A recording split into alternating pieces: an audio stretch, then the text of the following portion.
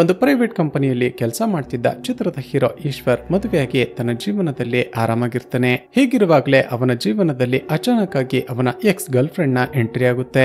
ಈಶ್ವರ್ ಆಕೆಗೆ ನನ್ಗೀಗಾಗ್ಲೇ ಮದುವೆ ಆಗಿದೆ, ದಯವಿಟ್ಟು ನನ್ನಿಂದ ದೂರ ಹೋಗಿ ಬಿಡು ಅಂತ ರೇಗ್ತಿದ್ದ ಹಾಗೆ ಆಕೆ ತಾವಿಬ್ರು ರಿಲೇಶನ್ಶಿಪ್ ನಲ್ಲಿ ಇದ್ದಾಗ ರೆಕಾರ್ಡ್ ಮಾಡಿಕೊಂಡಿದ್ದ ಒಂದು ಇಂಟಿಮೇಟ್ ವಿಡಿಯೋವನ್ನ ಮುಂದಿಟ್ಟುಕೊಂಡು ಬ್ಲಾಕ್ ಮೇಲ್ ಮಾಡೋದಕ್ಕೆ ಶುರು ಮಾಡ್ತಾಳೆ. ಹೀಗಿರುವಾಗಲೇ ಒಂದು ದಿನ ಸಡನ್ಲಿ ಈಶ್ವರ್ನ ಮನೆಯಲ್ಲಿ ಯಾರೋ ಇಲ್ಲದ ವೇಳೆಯಲ್ಲಿ ಆ ಎಕ್ಸ್ ಗರ್ಲ್ ಫ್ರೆಂಡ್ ನಿಗೂಢವಾಗಿ ಸತ್ತು ಹೋಗಿರ್ತಾಳೆ. ಅಷ್ಟಕ್ಕೂ ಆ ಈಶ್ವರ್ನ ಗರ್ಲ್ ಫ್ರೆಂಡ್ಗೆ ಇದ್ದಕ್ಕಿದ್ದ ಹಾಗೆ ಏನಾಯ್ತು, ಆಕೆಯದ್ದು ಆಕ್ಸಿಡೆಂಟಲ್ ಡೆತ್ ಅಥವಾ ಪ್ಲಾನ್ ಮಾಡಿರುವ ಕೊಲೆನ? ಒಂದು ವೇಳೆ ಆಕೆಯದ್ದು ಕೊಲೆಯಾಗಿದ್ರೆ ಆ ಕೊಲೆಯನ್ನ ಮಾಡಿದ್ಯಾರೋ? ಹಾಗೂ ಕ್ಲೈಮ್ಯಾಕ್ಸ್ ನಲ್ಲಿ ರಿವೀಲ್ ಆಗುವ ನಾವ್ಯಾರು ಕೂಡ ಗೆಸ್ ಮಾಡೋದಕ್ಕೇನೆ ಸಾಧ್ಯ ಇರದ ಒಂದು ಅನ್ಎಕ್ಸ್ಪೆಕ್ಟೆಡ್ ಟ್ವಿಸ್ಟ್ ಆದ್ರೂ ಏನೆಂಬುದನ್ನ ಈ ವಿಡಿಯೋದಲ್ಲಿ ನೋಡ್ತಾ ಹೋಗೋಣ. ಅಂದ ಹಾಗೆ ಇದು 2022ರಲ್ಲಿ ಬಿಡುಗಡೆಯಾಗಿದ್ದ ತಗ್ಗೆದೆಲೆ ಎಂಬ ತೆಲುಗು ಭಾಷೆಯ ಮಿಸ್ಟರಿ ಹಾಗೂ ಕ್ರೈಮ್ ಥ್ರಿಲ್ಲರ್ ಚಿತ್ರ. ಚಿತ್ರದ ಮೊದಲ ಸೀನ್ನಲ್ಲಿ ಪೊಲೀಸ್ ಆಫೀಸರ್ ಚಲಪತಿಯನ್ನ ಅವನ ಹೈಯರ್ ಆಫೀಸರ್ ಆಗಿದ್ದ ಎಸ್ಪಿ ಕ್ಯಾಬಿನ್ಗೆ ಕರೀತಾರೆ. ಚಲಪತಿ, ನಾವಿದುವರೆಗೂ ಡ್ರಗ್ಸ್ ಸ್ಮಗ್ಲಿಂಗ್ ಮಾಡ್ತಿದ್ದ ಎಷ್ಟೋ ಜನಗಳನ್ನ ಅರೆಸ್ಟ್ ಮಾಡಿದ್ದೀವಿ, ಆದ್ರೂ ಕೂಡ ಸಿಟಿಯಲ್ಲಿ ದಿನೇ ದಿನೇ ಡ್ರಗ್ಸ್ ನ ಕೇಸ್ಗಳು ಜಾಸ್ತಿನೇ ಆಗ್ತಿದೆ. ಈ ಡ್ರಗ್ಸ್ ಸ್ಮಗ್ಲಿಂಗ್ ಅನ್ನ ಕಂಪ್ಲೀಟ್ ಆಗಿ ಸ್ಟಾಪ್ ಮಾಡೋದಕ್ಕೆ ನಮ್ಮ ಪೊಲೀಸರ ಕೈಲಿ ಯಾಕೆ ಸಾಧ್ಯವಾಗ್ತಿಲ್ಲ ಅಂತ ರೇಗ್ತಾರೆ. ಅದಕ್ಕೆ ಆಫೀಸರ್ ಚಲಪತಿ ಹೇಳೋದೇನಂದ್ರೆ, ಸರ್, ನಾವು ಇದುವರೆಗೂ ಅರೆಸ್ಟ್ ಮಾಡಿರೋದು ಕೇವಲ ಸಣ್ಣ ಪುಟ್ಟ ಡ್ರಗ್ಸ್ ಡೀಲರ್ ಗಳನ್ನ ಮಾತ್ರನೇ. ಅಂತವರನ್ನ ಅರೆಸ್ಟ್ ಮಾಡಿ ಎಷ್ಟೇ ಶಿಕ್ಷೆ ಕೊಟ್ಟರು ಕೂಡ ಇದೆಲ್ಲ ಸ್ಟಾಪ್ ಆಗೋದಕ್ಕೆ ಸಾಧ್ಯನೇ ಇಲ್ಲ. ಯಾಕಂದ್ರೆ ಇದೆಲ್ಲದರ ಹಿಂದೆ ಇರುವ ಬಿಗ್ ಬಾಸ್ ಗಳನ್ನ ನಾವು ಹಿಡಿಬೇಕು. ಮೇನ್ ಆಗಿ ಆ ಡ್ರಗ್ಸ್ ಗಳನ್ನ ಸಪ್ಲೈ ಮಾಡ್ತಿರುವ ಸಪ್ಲೈಯರ್ ಅನ್ನ ಅರೆಸ್ಟ್ ಮಾಡಬೇಕು. ಇಲ್ಲಿಗೆ ಸೀನ್ ಕಟ್ ಆಗಿ ನಂತರದ ಸೀನ್ ನಲ್ಲಿ ಒಬ್ಬ ದೊಡ್ಡ ಡ್ರಗ್ ಸಪ್ಲೈಯರ್ ಆಗಿರುವ ಮೈಕಲ್ ಎಂಬಾತನನ್ನ ನೋಡ್ತೀವಿ. ಆತ ತನ್ನ ಹುಡುಗರಿಗೆ ಇನ್ಮುಂದೆ ನಾವು ಈ ಕೆಲಸದಲ್ಲಿ ತುಂಬಾನೇ ಹುಷಾರಾಗಿರ್ಬೇಕು. ದಿನೇ ದಿನೇ ಪೋರ್ಟ್ ಏರಿಯಾಗಳಲ್ಲಿ, ರೈಲ್ವೆ ಸ್ಟೇಷನ್ ಗಳಲ್ಲಿ ನಾವು ಕಳಿಸ್ತಿರುವ ಮಾಲ್ ಸೀಸ್ ಆಗ್ತಿದೆ. ನಾವು ಸ್ಮಗಲ್ ಮಾಡ್ತಿರುವ ಡ್ರಗ್ಸ್ ಸಪ್ಲೈ ಆಗೋದಕ್ಕೆ ಸ್ವಲ್ಪ ಲೇಟ್ ಆದ್ರೂ ಪರವಾಗಿಲ್ಲ, ಆದ್ರೆ ಮುಂದೆ ತುಂಬಾನೇ ಹುಷಾರಾಗಿರಿ ಅಂತ ತನ್ನ ಹುಡುಗರಿಗೆ ವಾರ್ನ್ ಮಾಡ್ತಾನೆ. ಇಲ್ಲಿಗೆ ಈ ಸೀನ್ ಕೂಡ ಕಟ್ಟಾಗಿ ಆಫೀಸರ್ ಚಲಪತಿ ಈ ಮೈಕಲ್ ನ ಬಳಿ ಕೆಲಸ ಮಾಡ್ತಿದ್ದ ಬಿಟ್ಟು ಎಂಬ ಒಬ್ಬ ಹುಡುಗನನ್ನ ಅರೆಸ್ಟ್ ಮಾಡ್ತಾನೆ. ಅವನಿಗೆ ಸರಿಯಾಗಿ ಹೊಡೆದು, ನೀನು ಕೆಲಸ ಮಾಡ್ತಿರುವ ಮೈಕಲ್ಗೆ ಡ್ರಗ್ಸ್ ಎಲ್ಲಿಂದ ಸಪ್ಲೈ ಆಗ್ತಿದೆ ಅಂತ ಕೇಳ್ತಾನೆ. ಅದಕ್ಕೆ ಆ ಬಿಟ್ಟು, ಸರ್, ಮೈಕಲ್ ಇದುವರೆಗೂ ತನಗೆ ಎಲ್ಲಿಂದ ಡ್ರಗ್ಸ್ ಸಪ್ಲೈ ಆಗ್ತಿದೆ ಅಂತ ಯಾರಿಗೂ ಕೂಡ ಹೇಳಿಲ್ಲ. ನಮ್ಮ ಕೆಲಸ ಏನಿದ್ರು ಆತ ಎಲ್ಲಿಗೆ ಹೋಗಿ ಮಾಲನ್ನ ಸಪ್ಲೈ ಮಾಡುವಂತಾನೋ ಅಲ್ಲಿಗೆ ಹೋಗಿ ಕೊಟ್ಟು ಬರ್ತೀವಷ್ಟೇ. ನಾವೇನಾದ್ರೂ ಅದರ ಬಗ್ಗೆ ಜಾಸ್ತಿ ಡೀಟೇಲ್ಸ್ ಗಳನ್ನ ಕಲೆಕ್ಟ್ ಮಾಡೋದಕ್ಕೆ ಹೋದ್ರೆ ನಾವೇ ಬದುಕಿರೋದಿಲ್ಲ ಸರ್ ಅಂತ ಅಳುತ್ತಾ ಹೇಳ್ತಾನೆ. ಅದಕ್ಕೆ ಚಲಪತಿ, ನಿನ್ಗೆ 3 ದಿನ ಟೈಮ್ ಕೊಡ್ತೀನಿ, ನಿನ್ನ ಬಾಸ್ಗೆ ಆ ಡ್ರಗ್ಸ್ ಎಲ್ಲಿಂದ ಸಪ್ಲೈ ಆಗ್ತಿದೆ ಅಂತ ಇನ್ಫಾರ್ಮ್ ಮಾಡ್ಬೇಕು, ಇಲ್ಲ ಅಂದ್ರೆ ಒಂದು ಫೇಕ್ ಎನ್ಕೌಂಟರ್ ನಲ್ಲಿ ನಿನ್ನನ್ನ ಕೊಲೆ ಮಾಡಿಬಿಡ್ತೀನಿ ಅಂತ ಥ್ರೆಟನ್ ಮಾಡ್ತಾನೆ. ಇವನ ಮಾತುಗಳನ್ನ ಕೇಳಿ ಹೆದರಿಕೊಂಡ ಬಿಟ್ಟು, ಸರಿ ಸರ್, ಇನ್ಫಾರ್ಮ್ ಮಾಡ್ತೀನಿ ಅಂತ ಹೇಳಿ ಅಲ್ಲಿಂದ ಹೊರಡ್ತಾನೆ. ಇಲ್ಲಿಗೆ ಈ ಸೀನ್ ಕೂಡ ಕಟ್ಟಾಗಿ ಮತ್ತೊಂದು ಕಡೆ ಯಾರು ಇಲ್ಲದ ಒಂದು ಮನೆಯಲ್ಲಿ ಒಬ್ಬಳು ಹುಡುಗಿ ಸತ್ತು ಬಿದ್ದಿರೋದನ್ನ ನೋಡ್ತೀವಿ. ಆಗ ಅಲ್ಲಿಗೆ ಬಂದ ಯಾರೊಬ್ಬ ವ್ಯಕ್ತಿ ಅಲ್ಲಿ ಬಿದ್ದಿದ್ದ ಎಲ್ಲ ಐಟಮ್ಸ್ ಗಳನ್ನ ಕ್ಲೀನ್ ಮಾಡಿ ಅಲ್ಲಿ ಇದ್ದ ಎಲ್ಲ ಎವಿಡೆನ್ಸ್ ಗಳನ್ನ ಕ್ಲಿಯರ್ ಮಾಡ್ತಾನೆ. ಆದ್ರೆ ನೆಕ್ಸ್ಟ್ ಸೆಕೆಂಡ್ ನಲ್ಲೇ ನಮ್ಗೆ ಗೊತ್ತಾಗುತ್ತೆ ಈ ಎವಿಡೆನ್ಸ್ ಗಳನ್ನ ಕ್ಲೀನ್ ಮಾಡ್ತಿರೋದು ಚಿತ್ರದ ಹೀರೋ ಈಶ್ವರ್ ಅಂತ. ಈಶ್ವರ್ ತಕ್ಷಣವೇ ಪೊಲೀಸರಿಗೆ ಕಾಲ್ ಮಾಡಿ ನಮ್ಮ ಮನೆಯಲ್ಲಿ ಒಬ್ಬಳು ಹುಡುಗಿ ಸತ್ತು ಬಿದ್ದಿದ್ದಾಳೆ ಅಂತ ಇನ್ಫಾರ್ಮ್ ಮಾಡ್ತಾನೆ. ಈ ವಿಷಯ ಗೊತ್ತಾಗ್ತಿದ್ದ ಹಾಗೆ ಪೊಲೀಸ್ ಆಫೀಸರ್ ರವೀಂದ್ರ ತನ್ನ ಟೀಮ್ ಅನ್ನ ಕರೆದುಕೊಂಡು ಕ್ರೈಮ್ ಸ್ಪಾಟ್ ಗೆ ಬರ್ತಾನೆ. ಫಾರೆನ್ಸಿಕ್ ನವರು ಹಾಗೂ ಡಾಗ್ ಸ್ಕ್ವಾಡ್ ನವರು ಎಷ್ಟೇ ಸರ್ಚ್ ಮಾಡಿದ್ರು ಕೂಡ ಯಾವುದೇ ಎವಿಡೆನ್ಸ್ ಗಳು ಸಿಗೋದೇ ಇಲ್ಲ. ಅದೇ ಸಮಯಕ್ಕೆ ಆಫೀಸರ್ ಚಲಪತಿ ರವೀಂದ್ರಗೆ ಕಾಲ್ ಮಾಡ್ತಾನೆ. ರವೀಂದ್ರ ಚಲಪತಿಗೆ ಅಲ್ಲಿ ನಡೀತಿರುವ ಎಲ್ಲ ಡೀಟೇಲ್ಸ್ ಗಳನ್ನ ಹೇಳ್ತಾನೆ. ಅದಕ್ಕೆ ಚಲಪತಿ, ಸರಿ, ಆ ಕ್ರೈಮ್ ಲೊಕೇಶನ್ ನ ಫೋಟೋಗಳನ್ನ ಸೆಂಡ್ ಮಾಡು ಅಂತ ಹೇಳ್ತಾನೆ. ಸರಿ ಅಂತ ರವೀಂದ್ರ ಸತ್ತಿರುವ ಆ ಹುಡುಗಿಯ ಫೋಟೋಸ್ ಗಳನ್ನ ಹಾಗೂ ಕ್ರೈಮ್ ಸ್ಪಾಟ್ ನ ಫೋಟೋಸ್ ಗಳನ್ನ ಚಲಪತಿಗೆ ಸೆಂಡ್ ಮಾಡ್ತಾನೆ. ಆ ಕಡೆ ರವೀಂದ್ರ ಸೆಂಡ್ ಮಾಡಿದ ಫೋಟೋಸ್ ಗಳನ್ನ ನೋಡಿದ ಚಲಪತಿ ಒಂದೇ ಸರಿ ಶಾಕ್ ಆಗಿ ಬಿಡ್ತಾನೆ. ಆತ ರವೀಂದ್ರ ಪೊಲೀಸರಿಗೆ ಇನ್ಫಾರ್ಮ್ ಮಾಡಿದ್ದ ವ್ಯಕ್ತಿಯನ್ನ ಪೊಲೀಸ್ ಸ್ಟೇಷನ್ಗೆ ತಕ್ಷಣವೇ ಕರೆದುಕೊಂಡು ಬಾ, ನಾನು ಕೂಡ ಅಲ್ಲಿಗೆ ಬರ್ತಿದ್ದೀನಿ ಅಂತ ಹೇಳ್ತಾನೆ. ಆದ್ರೆ ನಂತರ ಮತ್ತೆ ಫೋನ್ ಮಾಡಿ ಪೊಲೀಸ್ ಸ್ಟೇಷನ್ಗೆ ಕರೆದುಕೊಂಡು ಹೋಗ್ಬೇಡ, ನಾನು ಹೇಳುವ ಡಾಬಾದ ಬಳಿ ಕರೆದುಕೊಂಡು ಬಾ ಅಂತ ಒಂದು ಅಡ್ರೆಸ್ ಕೊಡ್ತಾನೆ. ರವೀಂದ್ರ ಈಶ್ವರ್ನನ್ನ ಕರೆದುಕೊಂಡು ಹೋಗುವಷ್ಟರಲ್ಲಿ ಚಲಪತಿ ಅಲ್ಲಿಗೆ ಬಂದು ವೇಟ್ ಮಾಡ್ತಿರ್ತಾನೆ. ಸ್ಟೇಷನ್ಗೆ ಅಂತ ಹೇಳಿ ಡಾಬಾಗೆ ಕರೆದುಕೊಂಡು ಬಂದಿರೋದನ್ನ ನೋಡಿದ ಈಶ್ವರ್ಗೆ ಭಯ ಆಗುತ್ತೆ. ಸರ್, ಪೊಲೀಸ್ ಸ್ಟೇಷನ್ಗೆ ಅಂತ ಹೇಳಿ ನನ್ನನ್ನು ಯಾಕೆ ಇಲ್ಲಿಗೆ ಕರೆದುಕೊಂಡು ಬಂದಿದ್ದೀರಾ ಅಂತ ಕೇಳ್ತಾನೆ. ಅದಕ್ಕೆ ಚಲಪತಿ, ಅದನ್ನೆಲ್ಲ ನಿನ್ಗೆ ಆಮೇಲೆ ಹೇಳ್ತೀವಿ, ಅಷ್ಟಕ್ಕೂ ನಿನ್ನ ಮನೆಯಲ್ಲಿ ಸತ್ತಿರುವ ಆ ಹುಡುಗಿಯರು ನಿನ್ಗೋ ಆಕೆಗೋ ಏನ್ ಸಂಬಂಧ ಅಂತ ವಿಚಾರಿಸ್ತಾನೆ. ಈಗ ಈಶ್ವರ್ ಅಷ್ಟಕ್ಕೂ ನಡೆದದ್ದೇನೋ ಅಂತ ಒಂದು ಫ್ಲಾಶ್ ಬ್ಯಾಕ್ ಹೇಳೋದಕ್ಕೆ ಶುರು ಮಾಡ್ತಾನೆ. ಸ್ನೇಹಿತರೆ, ಈ ಮೊದಲೇ ಹೇಳಿದಂತೆ ಈಶ್ವರ್ ಒಂದು ದೊಡ್ಡ ಸಾಫ್ಟ್ವೇರ್ ಕಂಪನಿಯಲ್ಲಿ ಕೆಲಸ ಮಾಡ್ತಿರ್ತಾನೆ. ಈಶ್ವರ್ಗೆ ಆ ಕಂಪನಿಯಲ್ಲಿ ಅಭಿ ಹಾಗೂ ರಮೇಶ್ ಎಂಬ ಇಬ್ಬರು ಬೆಸ್ಟ್ ಫ್ರೆಂಡ್ಸ್ ಕೂಡ ಇರ್ತಾರೆ. ಹೀಗಿರುವಾಗಲೇ ಒಂದು ದಿನ ಈ ಮೂವರು ಸೇರಿ ಆಫೀಸ್ ನಲ್ಲಿ ಒಂದು ಪ್ರೆಸೆಂಟೇಶನ್ ಅನ್ನ ಕೊಡ್ತಾರೆ. ಅದಾದ ನಂತರ ಮೈಂಡ್ ರಿಲ್ಯಾಕ್ಸೇಷನ್ಗೆ ಅಂತ ಪ್ಯಾರಡೈಸ್ ಎಂಬ ಒಂದು ರೆಸಾರ್ಟ್ಗೆ ಹೋಗ್ತಾರೆ. ಇವರು ಅಲ್ಲಿಗೆ ಹೋಗಿದ್ದ ಸಮಯದಲ್ಲೇ ಲೀಸಾ ಎಂಬ ಒಬ್ಬಳು ಹುಡುಗಿ ಕೂಡ ವೆಕೇಶನ್ ಹಂಗೆ ಅಂತ ಬಂದಿರ್ತಾಳೆ. ಮರುದಿನ ಆ ರೆಸಾರ್ಟ್ ನವರು ಅರೇಂಜ್ ಮಾಡಿದ್ದ ಒಂದು ಗೇಮ್ ಅಲ್ಲಿ ಈಶ್ವರ್ ಹಾಗೂ ಲೀಸಾ ಪೇರ್ ಆಗ್ತಾರೆ. ಆ ಗೇಮ್ ಆಡ್ತಾ ಆಡ್ತಾ ಇಬ್ಬರು ಒಬ್ಬರನ್ನೊಬ್ಬರು ಇಷ್ಟಪಡೋದಕ್ಕೆ ಶುರು ಮಾಡ್ತಾರೆ ಹಾಗೂ ಇಬ್ಬರು ಫಿಸಿಕಲಿ ಇಂಟಿಮೇಟ್ ಕೂಡ ಆಗಿಬಿಡ್ತಾರೆ. ಹೀಗೆ ಎಂಜಾಯ್ ಮಾಡ್ತಾ ಈ ಮೂವರ ಆಫೀಸ್ ಲೀವ್ಸ್ ಮುಗಿದಿದ್ದ ಕಾರಣ ವಾಪಸ್ ಹೋಗೋದಕ್ಕೆ ರೆಡಿ ಆಗ್ತಾರೆ. ಆ ಕಡೆ ಲೀಸಾಗೂ ಕೂಡ ತನ್ನ ವೆಕೇಶನ್ ಮುಗಿದಿದ್ದ ಕಾರಣ ಅದೇ ದಿನ ಆ ರೆಸಾರ್ಟ್ ನಿಂದ ಹೊರಡ್ತಿರ್ತಾಳೆ. ಹೊರಡುವಾಗ ಲೀಸಾ, ಈಶ್ವರ್ ಒಂದು ವಾರ ನಿನ್ನ ಜೊತೆ ತುಂಬಾನೇ ಒಳ್ಳೆ ಟೈಮ್ ಅನ್ನ ಸ್ಪೆಂಡ್ ಮಾಡಿದೆ. ನಮ್ಮಿಬ್ಬರ ರಿಲೇಶನ್ಶಿಪ್ ಇವತ್ತಿಗೆ ಎಂಡ್ ಆಗ್ತಿದೆ. ಇನ್ ಮುಂದೆ ನೀನು ನನ್ನನ್ನ ಹುಡ್ಕೋದಕ್ಕೆ ಪ್ರಯತ್ನ ಪಡ್ಬೇಡ ಅಂತ ಹೇಳಿ ಅಲ್ಲಿಂದ ಹೊರಟು ಹೋಗ್ತಾಳೆ. ಈಕೆ ಮಾತುಗಳನ್ನ ಕೇಳಿದ ಈಶ್ವರ್ಗೆ ಒಂದೇ ಸಾರಿ ಶಾಕ್ ಆಗಿ ಹೋಗುತ್ತೆ. ಒಂದು ವಾರ ಒಟ್ಟಿಗೆ ಟೈಮ್ ಅನ್ನ ಸ್ಪೆಂಡ್ ಮಾಡಿ ಜೊತೆಗೆ ಫಿಸಿಕಲಿ ಇಂಟಿಮೇಟ್ ಕೂಡ ಇನ್ ಮುಂದೆ ನನ್ಗೂ ನಿನ್ಗೂ ಸಂಬಂಧ ಇಲ್ಲ ಅಂತ ಹೇಳ್ತಿದ್ದಾಳಲ್ಲ, ಹಾಗಾದ್ರೆ ನಾನು ಲೀಸಾ ನನ್ನನ್ನ ಪ್ರೀತಿ ಮಾಡ್ತಿದ್ದಾಳೆ ಅಂತ ಅಂದುಕೊಂಡಿದ್ದೋ ತಪ್ಪು. ಈ ಕಾಲದ ಹುಡುಗಿಯರನ್ನ ನಂಬಾರ್ದು ಅಂತ ತನ್ನ ಫ್ರೆಂಡ್ಸ್ ಗಳ ಬಳಿ ಕೋಪದಿಂದ ಹೇಳ್ತಾನೆ. ಇಲ್ಲಿಗೆ ಸೀನ್ ಕಟ್ಟಾಕಿ ಮರುದಿನ ಬೆಳಿಗ್ಗೆ ಪ್ರಕಾಶ್ ಎಂಬ ಒಬ್ಬ ಸಬ್ ಇನ್ಸ್ಪೆಕ್ಟರ್ ಚಲಪತಿಗೆ ಕಾಲ್ ಮಾಡ್ತಾನೆ.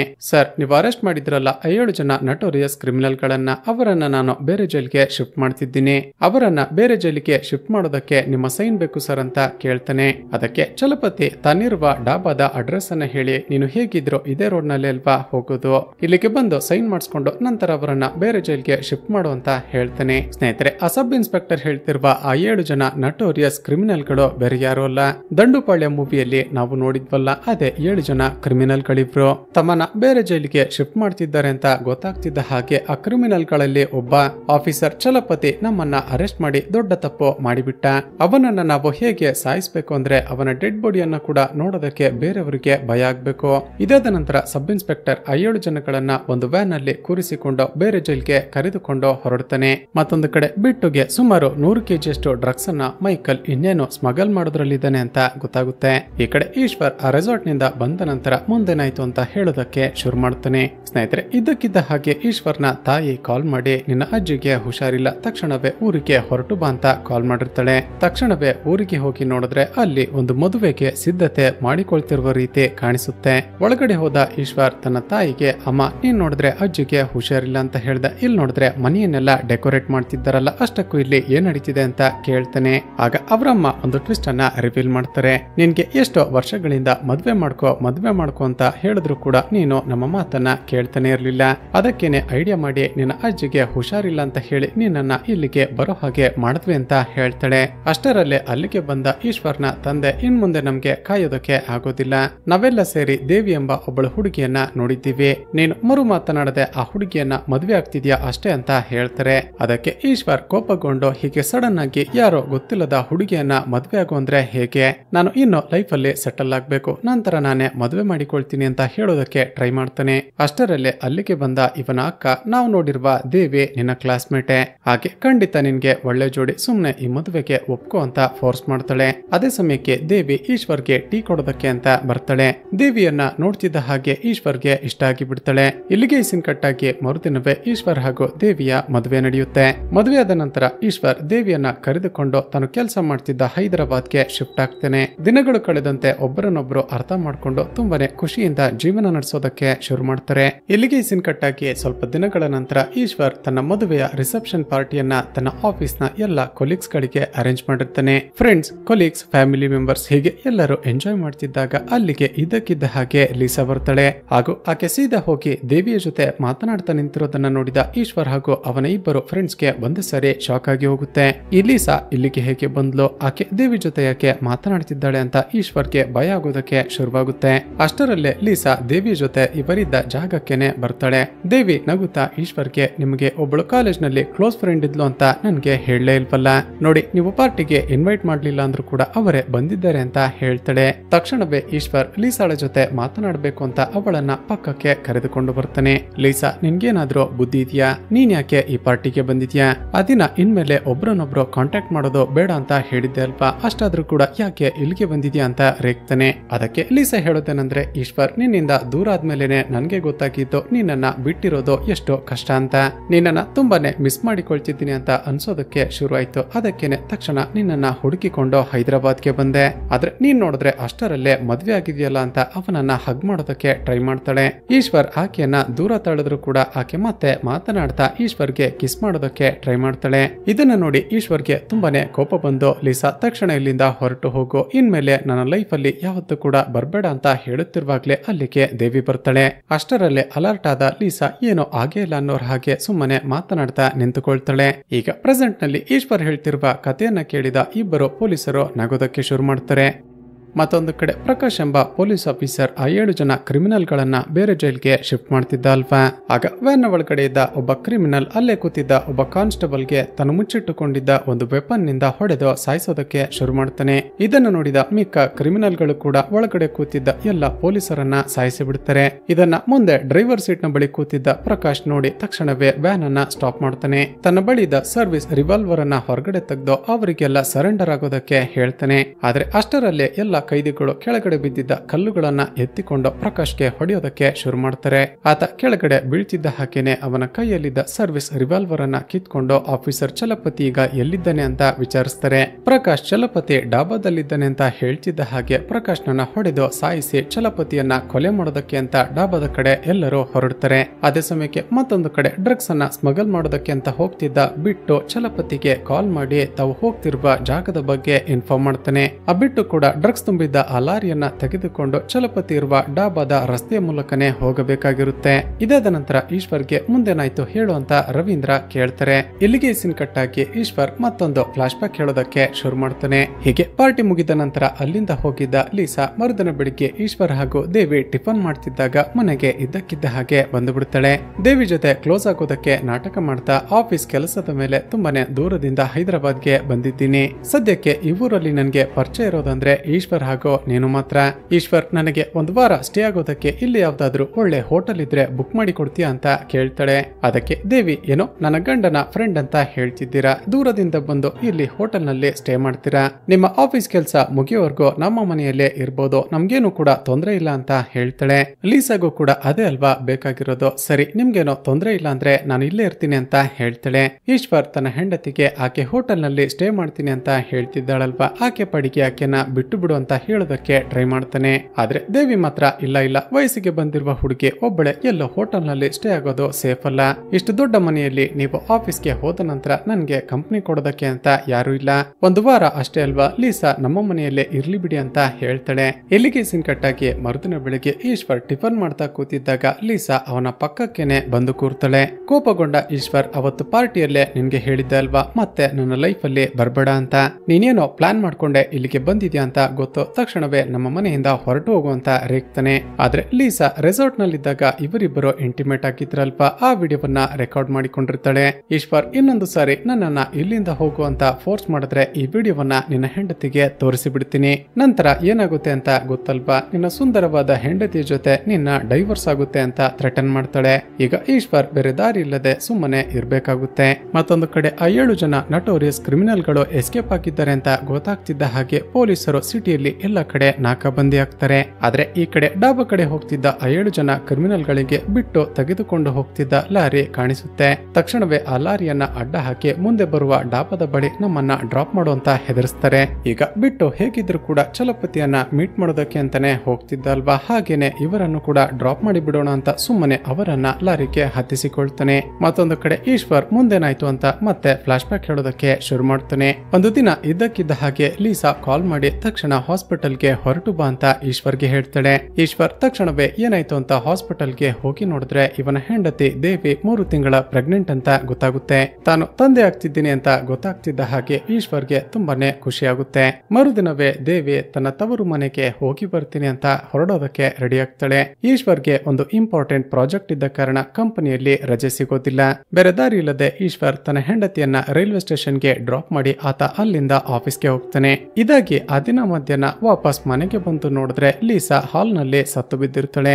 ಲೀಸಾಳ ಡೆಡ್ ಬಾಡಿಯನ್ನ ನೋಡಿದ ಈಶ್ವರ್ಗೆ ಭಯ ಆಗೋದಕ್ಕೆ ಶುರುವಾಗುತ್ತೆ. ಯಾರು ಇಲ್ಲದ ವೇಳೆ ಮನೆಯಲ್ಲಿ ಈಕೆ ಸತ್ತಿದ್ದಾಳೆ ಅಂದ್ರೆ ಪೊಲೀಸರು ಖಂಡಿತ ನನ್ನ ಮೇಲೇನೆ ಅನುಮಾನ ಪಡ್ತಾರೆ. ಈಕೆಗೂ ನನ್ಗೂ ಮುಂಚೆ ಅಫೇರ್ ಇತ್ತು ಅಂತ ಗೊತ್ತಾದ್ರೆ ನನ್ನನ್ನ ಅರೆಸ್ಟ್ ಮಾಡೋದು ಕನ್ಫರ್ಮ್. ಹಾಗಾಗ್ಬಾರ್ದು ಅಂದ್ರೆ ಪೊಲೀಸರಿಗೆ ಇಲ್ಲಿ ಯಾವುದೇ ಎವಿಡೆನ್ಸ್ ಗಳು ಸಿಗಬಾರ್ದು ಅಂತ ಎಲ್ಲ ಫಿಂಗರ್ ಪ್ರಿಂಟ್ ಗಳನ್ನ ಹಾಗೂ ಐಟಮ್ಸ್ ಗಳನ್ನ ರಿಮೂವ್ ಮಾಡಿಬಿಡ್ತಾನೆ. ನಂತರ ಡೆಡ್ ಬಾಡಿ ಮನೆಯಲ್ಲಿದ್ರೆ ಒಂದಲ್ಲ ಒಂದು ದಿನ ಪೊಲೀಸರಿಗೆ ಗೊತ್ತಾಗಿ ಆಗುತ್ತೆ ಅಂತ ಬೇರೆ ದಾರಿ ಇಲ್ಲದೆ ತಾನೇ ಕಾಲ್ ಮಾಡಿ ಪೊಲೀಸರಿಗೆ ಇನ್ಫಾರ್ಮ್ ಮಾಡ್ತಾನೆ. ಇದಾದ ನಂತರವೇ ಆಫೀಸರ್ ರವೀಂದ್ರ ತನ್ನ ಟೀಮ್ ಅನ್ನ ಕರೆದುಕೊಂಡು ಈಶ್ವರ್ನ ಮನೆಗೆ ಹೋಗಿರ್ತಾನೆ. ಈಗ ಪ್ರೆಸೆಂಟ್ ನಲ್ಲಿ ಈತ ಹೇಳಿದ ಸ್ಟೋರಿಯನ್ನ ಕೇಳಿದ ಆಫೀಸರ್ ರವೀಂದ್ರ, ನಿಮ್ಮ ಮನೆಯಲ್ಲಿ ಯಾರು ಇರ್ಲಿಲ್ಲ ಅಂತ ಹೇಳ್ತಿದ್ಯಾ, ಹಾಗಿದ್ರು ಕೂಡ ಲೀಸಾ ಸಾಯೋದಕ್ಕೆ ಹೇಗೆ ಸಾಧ್ಯ ಅಂತ ಕೇಳ್ತಾನೆ. ಅದಕ್ಕೆ ಈಶ್ವರ್, ಅದನ್ನೇ ಅಲ್ವಾ ಸರ್ ಆಗ್ಲಿಂದ ಹೇಳ್ತಿದ್ದೀನಿ, ನನ್ನ ಪಾಡಿಕೆ ನಾನು ಆಫೀಸ್ಗೆ ಹೋಗಿದ್ದೆ, ಆದ್ರೆ ವಾಪಸ್ ಬಂದು ನೋಡಿದ್ರೆ ಆಕೆ ನಮ್ಮ ಮನೆಯಲ್ಲೇ ಸತ್ತು ಬಿದ್ದಿದ್ಲು. ಆಗ ಆಫೀಸರ್ ಚಲಪತಿ ನಗುತ್ತಾ ಹೇಳುತ್ತೇನೆಂದ್ರೆ, ರವೀಂದ್ರ ಈ ಕೇಸ್ ತುಂಬಾನೇ ಸಿಂಪಲ್. ಮದುವೆ ಆದ ನಂತರ ತನ್ನ ಎಕ್ಸ್ ಗರ್ಲ್ ಫ್ರೆಂಡ್ ಲೀಸಾ ವಾಪಸ್ ತನ್ನ ಲೈಫ್ ಅಲ್ಲಿ ಬಂದಿದ್ದನ್ನ ನೋಡಿದ ಈಶ್ವರ್ಗೆ ಭಯ ಆಗಿದೆ. ತಾವಿಬ್ರು ಮುಂಚೆ ಅಫೇರ್ ನಲ್ಲಿದ್ವಿ ಅಂತ ತನ್ನ ಹೆಂಡತಿಗೆ ಗೊತ್ತಾಗಬಾರ್ದು ಅಂತಾನೆ ಈಶ್ವರ್ರೆ ಲೀಸಾಳನ್ನ ಕೊಲೆ ಮಾಡಿದ್ದಾನಷ್ಟೇ ಅಂತ ನಗ್ತಾನೆ. ಚಲಪತಿಯ ಮಾತುಗಳನ್ನ ಕೇಳಿದ ಈಶ್ವರ್ಗೆ ತುಂಬಾನೇ ಕೋಪ ಬಂದು ಅವನ ಮೇಲೇನೆ ರೇಗಾಡೋದಕ್ಕೆ ಶುರು ಮಾಡ್ತಾನೆ. ಆಗ ತಕ್ಷಣವೇ ಆಫೀಸರ್ ರವೀಂದ್ರ ಈಶ್ವರ್ನ ಕಪ್ಪಳಕ್ಕೆ ಸರಿಯಾಗಿ ಹೊಡೆದು ಕೂರಿಸ್ತಾನೆ. ಸರ್, ನನ್ನ ಮಾತನ್ನ ನಂಬಿ, ಒಂದ್ ವೇಳೆ ನಾನೇ ಆಕೆಯನ್ನ ಕೊಲೆ ಮಾಡಿದ್ರೆ ನಾನೇ ನಿಮ್ಗೆ ಕಾಲ್ ಮಾಡಿ ಇನ್ಫಾರ್ಮ್ ಮಾಡ್ತಿದ್ನ.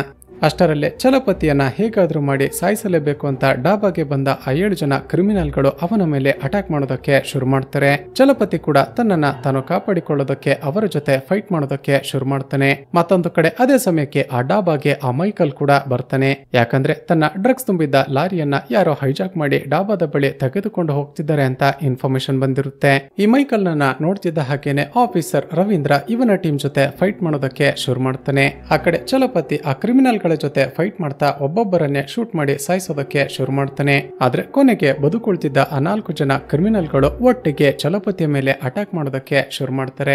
ಅವರೆಲ್ಲ ಸರಿ ಇನ್ನೇನು ಆಫೀಸರ್ ಚಲಪತಿಯನ್ನ ಸಾಯಿಸಿ ಬಿಡಬೇಕು ಅನ್ನೋಷ್ಟರಲ್ಲಿ ಅಲ್ಲಿಗೆ ಬಂದ ಈಶ್ವರ್ ಚಲಪತಿಯನ್ನ ಕಾಪಾಡಿ ಅವರ ಜೊತೆ ಫೈಟ್ ಮಾಡೋದಕ್ಕೆ ಶುರು ಮಾಡ್ತಾನೆ. ಕೊನೆಗೆ ಚಲಪತಿ ಈಶ್ವರ್ನ ಜೊತೆ ಸೇರಿ ಉಳಿದಿದ್ದ ಆ 4 ಜನ ಕ್ರಿಮಿನಲ್ಗಳನ್ನ ಕೂಡ ಸಾಯಿಸಿ ಬಿಡ್ತಾನೆ. ಅಷ್ಟರಲ್ಲೇ ಕಮಿಷನರ್ ಮತ್ತಷ್ಟು ಜನ ಪೊಲೀಸರನ್ನ ಕರೆದುಕೊಂಡು ಆ ಡಾಬಾಗೆ ಬರ್ತಾರೆ. ಆಫೀಸರ್ ರವೀಂದ್ರ ಜೊತೆ ಫೈಟ್ ಮಾಡ್ತಿದ್ದ ಆ ಮೈಕಲ್ ಹಾಗೂ ಅವನ ಗ್ಯಾಂಗ್ ಅನ್ನ ಹಿಡಿದು ಸರಿಯಾಗಿ ಹೊಡೆದು ಅರೆಸ್ಟ್ ಮಾಡಿಸ್ತಾರೆ. ನಂತರ ತುಂಬಾನೇ ಗಾಯಗಳಾಗಿದ್ದ ಕಾರಣ ಈಶ್ವರ್ ಚಲಪತಿ ಹಾಗೂ ರವೀಂದ್ರರನ್ನ ತಕ್ಷಣವೇ ಹಾಸ್ಪಿಟಲ್ಗೆ ಅಡ್ಮಿಟ್ ಮಾಡ್ತಾರೆ. ಇಲ್ಲಿಗೆ ಕಟ್ಟಾಗಿ ಕೆಲವು ದಿನಗಳ ನಂತರ ಚಲಪತಿ ಹಾಗೂ ರವೀಂದ್ರ ಮತ್ತೆ ಈಶ್ವರ್ನನ್ನ ಸ್ಟೇಷನ್ಗೆ ಕರೆಸ್ತಾರೆ. ತಮ್ಮಿಬ್ಬರ ಜೀವವನ್ನ ಕಾಪಾಡಿದ್ದಕ್ಕಾಗಿ ಇಬ್ಬರು ಈಶ್ವರ್ಗೆ ಥ್ಯಾಂಕ್ಸ್ ಹೇಳ್ತಾ ಚಿತ್ರದಲ್ಲಿ ಒಂದು ಅಲ್ಟಿಮೇಟ್ ಹಾಗೂ ಅನ್ಎಕ್ಸ್ಪೆಕ್ಟೆಡ್ ಟ್ವಿಸ್ಟ್ ಅನ್ನ ರಿವೀಲ್ ಮಾಡ್ತಾರೆ. ಆಫೀಸರ್ ರವೀಂದ್ರ ಈಶ್ವರ್ಗೆ, ಈಶ್ವರ್ ನೀನ ಕೊಲೆಯನ್ನ ಮಾಡಿರ್ಲಿಲ್ಲ ಅಂತ ಆ ದಿನ ಡಾಬಾದಲ್ಲೇ ನಮ್ಮಿಬ್ಬರಿಗೂ ಅರ್ಥ ಆಯ್ತು. ಖಂಡಿತ ಆ ಲೀಸಾಳನ್ನ ಬೇರೆ ಯಾರೋ ಕೊಲೆ ಮಾಡಿದ್ದಾರೆ ಅಂತ ಅನುಮಾನ ಬಂದು ನಿಮ್ಮ ಮನೆಯ ಬಳಿ ಏನಾದ್ರೂ ಎವಿಡೆನ್ಸ್ ಸಿಗುತ್ತಾ ಅಂತ ನಿನಗೆ ಗೊತ್ತಿಲ್ಲದ ಹಾಗೆ ಹೋಗಿದ್ದೆ.